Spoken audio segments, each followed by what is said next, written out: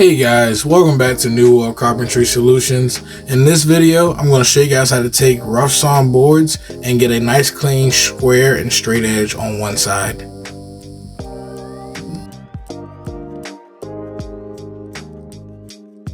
There's actually many ways to get a straight edge on a board, especially after you already have a flat face. Typically, you'll go over to the joiner, but again, most people don't have a joiner with the capacity to handle boards of this size. So I used to actually use my MDF straight edge on my circular saw and cut it that way. But when I'm dealing with 8/4 boards, my circular saw plus the thickness of my 1/2 inch guide rail, I don't have the depth of cut that I need to get all this done in one pass. So doing it with the circular saw doesn't give me the edge that I really like when I'm dealing with 8/4 material. So I decided to take a piece of 1/2 inch plywood and then I'm just double stick taping it to that 1/2 inch plywood. I'm set my fence to be the width of the plywood. Actually, I believe I ripped the plywood down to this exact width. I believe it was like 12 inches. So that way I can actually joint any width board. But I believe I've ripped this piece of plywood down to 12 inches, left the fence set at 12 inches. And now all I have to do is actually double stick my board to the plywood, but leave just a little bit overhanging. So if the board has a curve in it, you want to make sure that you're actually exposing some of the board all the way along the piece of plywood. If it has a belly in it, or if it is straight and it's just not 90 degrees, etc., you just want to make sure that you have just a little bit overhanging so you don't lose as much, so you can save as much material as possible. And then I'm going to raise the blade up to make sure that I cleared by just a gullet past the material thickness. And then one of the biggest helps in this type of process is either have a second person or have in-feet rollers. And if you guys saw my planer cart build not too long ago, you guys get to see how it actually serves as an in-feet now. Because the head of the planer is actually adjustable, I'm able to raise it up to meet my table saw, and it makes this process really easy.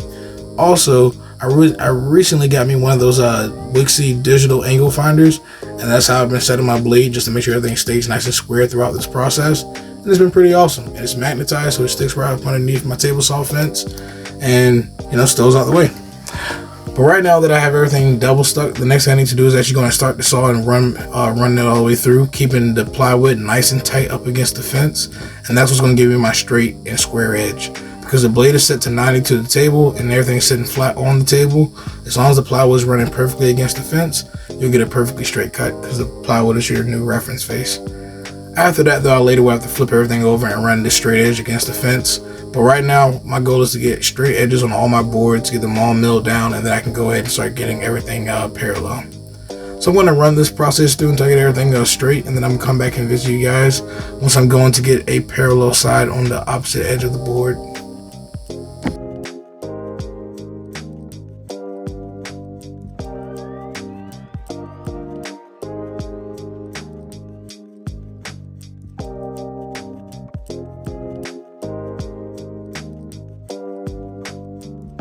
Alright, now that we have a straight edge that is square to the other two faces, we essentially are 3/4 of the way there to having dimensional lumber. The last thing I need to do is take that straight edge that we just ripped and bring it up over here to the table saw and butt it up against the fence. And then I'm going to rip off just a tiny bit. I don't want to take off too much because again, the goal is to get a straight edge but then save as much material as possible. And then after that, I'm going to flip it over and take one more slight pass on the opposite side and then do it one more time on the side that I'm ripping now. These last two passes are just to make sure that everything's perfectly straight and I get as few blade marks as possible. I don't want to take off, pretty much the goal is to take off like half a blade on those last two passes just to kind of clean up the edges and make sure that they're ready for glue surfaces or anything else that I need to etch these boards to be ready for. Also, you guys might have noticed that I changed over the blade inside my table saw to a full curve. Whenever you're ripping through thick material like this or a lot of material like this, it's really good to have a blade that you know is going to stay flat as it goes throughout the curve. So this full curve blade has been awesome. It's a 24 tooth. I believe it is a Freud industrial blade instead of the regular, Diablo red or the Freud red. This is one of the full curve industrial blades. It's been pretty awesome. But yeah, after I get everything ripped down, this will pretty much finish up the milling process and leave me with full dimensional lumber. Everything will essentially be rectangles. After that, I can start ripping and making all the parts for the door. So just to go over everything one more time, the full milling process starts off typically on a joiner, but if you don't have one, you use a planer slate to get yourself a flat face. After you have one flat face, you'll flip it over and run it directly on your planer bed to get a parallel face to that. Then after that, you need to go into the edge joining process, whether you use a hand plane, a joiner, or like I did by using a piece of a 1/2 inch plywood to give yourself a straightening jig, or a circular saw with a straight edge. Whatever you have to do to get yourself a straight and 90-degree edge to the other two faces. Then you got to go over and do what we're doing now, which is just ripping the adjoining face. After going through that series of processes, you're left with perfectly flat and square lumber.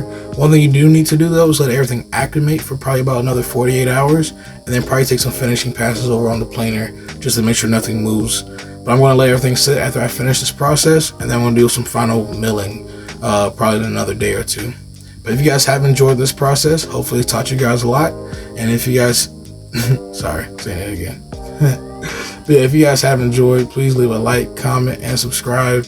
And I'll see everybody in the next one. Peace.